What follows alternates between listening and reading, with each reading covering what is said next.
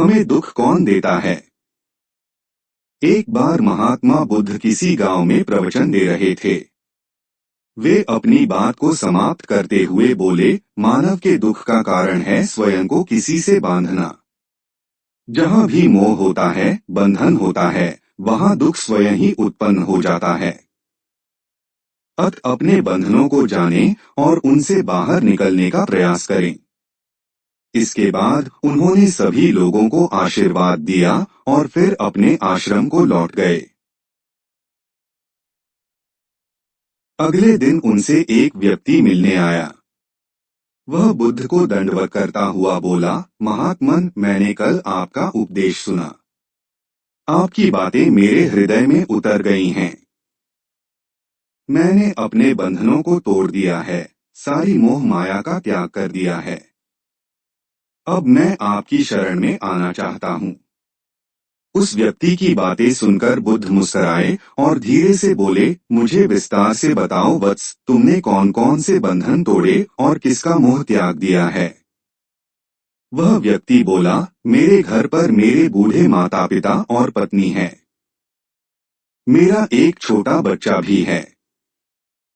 मेरी पत्नी बहुत बीमार रहती है। उसके कष्ट देखकर मैं अक्सर सोचता रहता था कि वह मर जाए तो उसके कष्ट दूर हो जाएं। उसकी वजह से मैं बहुत दुखी रहता हूँ। लेकिन कल जब मैंने आपका उपदेश सुना तो मेरी समझ में आ गया कि मेरे परिवार से मेरा बंधन ही मेरे दुख खोन का कारण है। अगर मैं इसके चक्कर में पड़ा रहूंगा तो कभी सत्य को नहीं जान सकूंगा। इसलिए मैं अपने घर को त्याग कर आपके पास आया हूँ। बुद्ध ने पूछा, क्या तुम सचमुच सभी बंधनों से मुक्त हो गए हो? देख लो, कहीं कोई बंधन तुम्हारे पीछे रह तो नहीं गया। वह व्यक्ति बोला, नहीं प्रभु, मैं अपने जीवन की सारी चीजों को पीछे छोड़ आया हूँ और अब आगे बढ़ना चाहता हूँ। बुद्ध ने कहा, अगर ऐसी बात है तो फिर ठीक है। आज तुम यहीं आश्रम में रुको। कल मैं तुम्हें बताऊंगा कि तुम्हें क्या करना है। बुद्ध ने अपने एक शिष्य की ओर इशारा किया। शिष्य ने उसे आश्रम के अतिथि कक्ष में पहुंचा दिया। वह व्यक्ति उत्सुकतापूर्वक आश्रम की गतिविधियां देखता रहा। उन्हें देखकर वह बहुत प्रसन्न हुआ और अपने सौभाग्य पर इतराता रहा।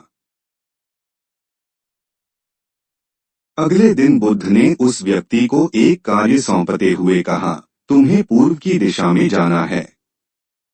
वहां पर तुम्हें एक गांव मिलेगा। गांव के बाहर ही एक साधिका का घर है। वह तुम्हें कोई वस्तु देगी। उसे लेकर तुम्हें वापस मेरे पास आना है। वह व्यक्ति पूर्व दिशा की ओर चल पड़ा। गर्मी का मौसम था। कुछ ही देर में वह पसीने से तरबतर हो गया। उसे प्यास भी सताने लगी। वह सोचने लगा कि अगर इस समय मैं अपने घर पर होता तो इस तरह गर्मी में पसीना नहीं बहाना पड़ता। कुछ दूर और चलने पर उसे भूख भी सताने लगी। पर वह एक सुनसान और बंजर रास्ता था। आसपास न तो कोई पेड़ था और न ही पोखर तालाब। वह पुनः सोचने लगा कि अगर मैं इस समय अपने घर पर होता तो अपनी पत्नी के हाथ का बना स्वादिष्ट भोजन कर रहा होता। पता नहीं क्यों बुद्ध ने मुझे गर्मी में इतनी दूर भेज दिया। काफी देर तक चलने के बाद वह व्यक्ति गांव में जा पहुंचा। गांव के बाहर ही एक घर बना हुआ था। उसने दरवाजे के पास पहुंचकर उसे धीरे से खटखटाया। दरवाजे को एक साधिका ने खोला। उसके चेहरे पर एक अद्भुत तेज था। वह व्यक्ति उसे देखकर मंत्रमुग्ध हो गया। साधिका ने उसे अभिवादन करते हुए कहा, मैं जानती हूँ कि आपको बुद्ध ने भेजा है। आप अंदर आ जाएं। वह व्यक्ति घर के अंदर चला गया।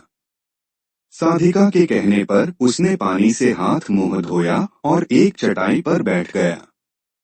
साधिका ने उसके सामने भोजन की थाली रख दी। वह जल्दी जल्दी भोजन करने लगा। अचानक उस व्यक्ति की नजर साधिका के पैरों पर पड़ी। उसके पैर बहुत सुंदर थे। वह उन्हें देखता ही रह गया। तभी साधिका ने उसका ध्यान भंग किया।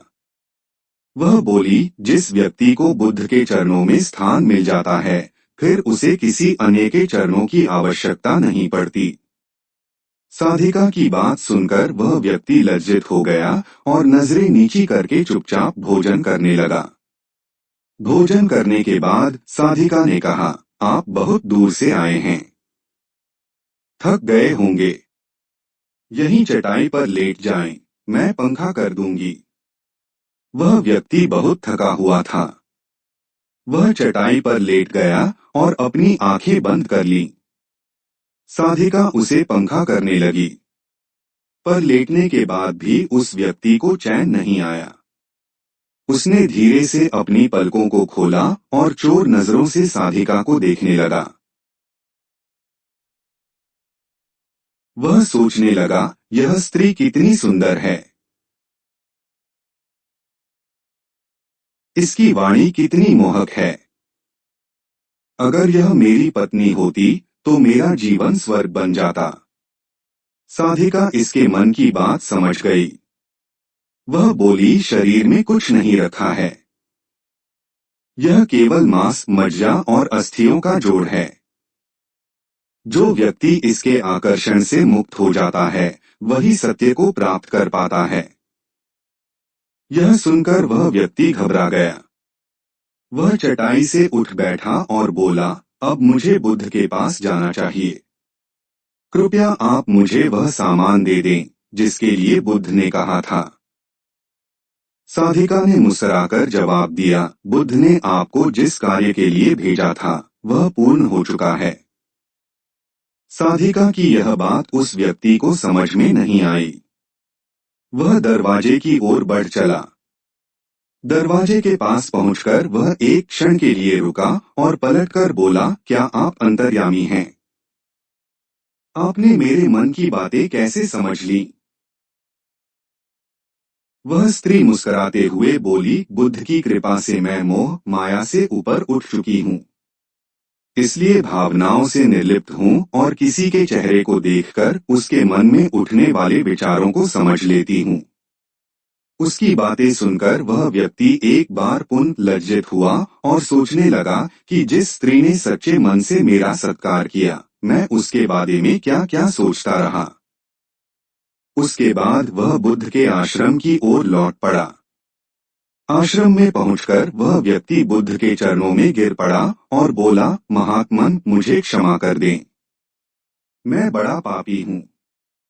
उसकी बात सुनकर बुद्ध मुस्कुराए और बोले, मैंने तुम्हें साधिका के पास इसीलिए भेजा था ताकि तुम अपने आप को देख सको। अब मुझे बताओ, क्या तुम सचमुच मोह और बंधन को त्याग चुके हो? वह व्यक्ति कुछ नहीं बोला। वह नजरें नीची किए चुपचाप खड़ा रहा। बुद्ध ने कहा, बाहरी बंधन और मोह को त्यागने से हम बंधन मुक्त नहीं होते। दरअसल बंधन और मोह हमारे भीतर होता है। तुमने परिवार को छोड़ दिया और सोचा कि मैं बंधन मुक्त हो गया, लेकिन जैसे ही तुम्हें अवसर मिला, तुम्हारे भीतर का मोह जाग उठा और इसी वजह से आज तुम अपने आप को पापी समझ रहे हो। मुझे क्षमा कर दें प्रभु।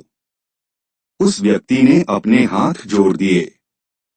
फिर वह धीरे से बोला, आप सही कह रहे हैं, मैं केवल अपनी पत्नी से पीछा छुड़ाना चाहता था। वह बहुत बीमार रहती है। 1 वर्ष से हमारे बीच संबंध भी नहीं बन पाए। मैं कुछ ज्यादा कमाता भी नहीं हूँ, इसलिए मैं अपने परिवार के दायित्वों का निर्वहन भी ठीक ढंग से नहीं कर पा रहा हूँ। शायद इसीलिए मैं अपने परिवार से पीछा छुड़ाना चाहता था, पर अब मैं समझ गया हूँ मेरा परिवार ही मेरा सत्य है और उसके दायित्वों का निर्वहन ही असली कर्म है। बुद्ध बोले, मैं जो कुछ भी कहता हूँ वह अपने अनुभव के आधार पर कहता हूँ। लोग मेरी बातों को सुनते तो हैं, पर वे अपने स्वार्थ के अनुसार ही उसका अर्थ ग्रहण करते हैं। इसीलिए मोह, माया, कामना, इच्छा, वासना, क्रोध को लोग बाहर की ओर खोजते हैं, जबकि यह हमारे भीतर ही हैं। हम दूसरों को देखकर तरह तरह की कामना करने लगते हैं। कामना से इच्छा जन्म लेती है, इच्छा से वासना पैदा होती है, और वासना की पूर्ति न होने पर क्रोध उत्पन्न होता है। यह सब एक दूसरे से जुड़े हुए हैं। क्रोध के लिए हम सदैव दूसरे को जिम्मेदार ठहराते हैं, जबकि क्रोध का स्रोत हमारे भीतर है। तुम चाहोगे तो क्रोध आएगा, तुम चाहोगे तो क्रोध नहीं आएगा। इसी तरह बंधन बाहर नहीं होते, हमारे मन में होते हैं। हम मन से ही किसी से बंध जाते हैं और मन के कारण ही हम दुख पाते हैं। लेकिन जो व्यक्ति इन बातों की गहराई तक पहुंच जाता है, वह दुख खोन से हमेशा हमेशा के लिए मुक्त हो जाता है। ऐसे ही रोचक और ज्ञानवर्धक वीडियो को रोजाना सुनने के लिए वीडियो को लाइक करें और चैनल को सब्सक्राइब करें। धन्यवाद।